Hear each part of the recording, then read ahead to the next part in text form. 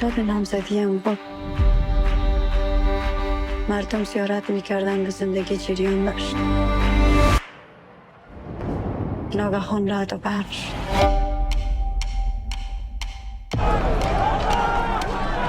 زنان طالبا گفتن که در خانه باشن.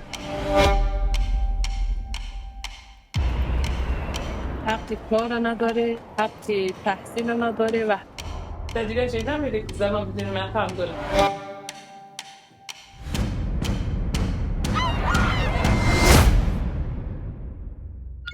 و صدها نیروهای نظامی، ما فقط 12 زن هستیم ولی ما هنوز هم ساده هستیم.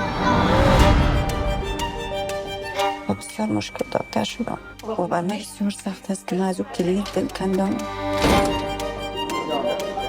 حتی دیگه خسته شدم از گریه کردن، حتی دیگه اشکایم نمیبره دیگه. وضعیت این روزها هیچ خوب نیست. که مجبوریم مبارزه کنیم دیگه کدام راهی نداره. حالا و اگر اعتراض میکنه و صدای خود بلند میکنه دستگیر میشه. و ما نباید خاموش باشیم. فقط این ویدیویم گفتم رفتم میفرستم. اگر سبب به ما و دیگه ضرری برسد مسئولیت ما هست نیست.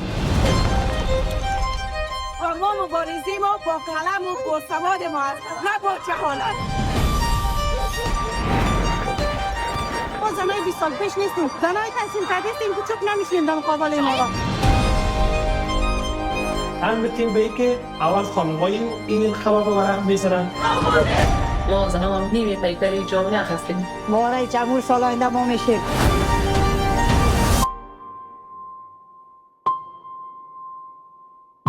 از جان خود گذشتیم، سر ما فدای وطن و هموطنه.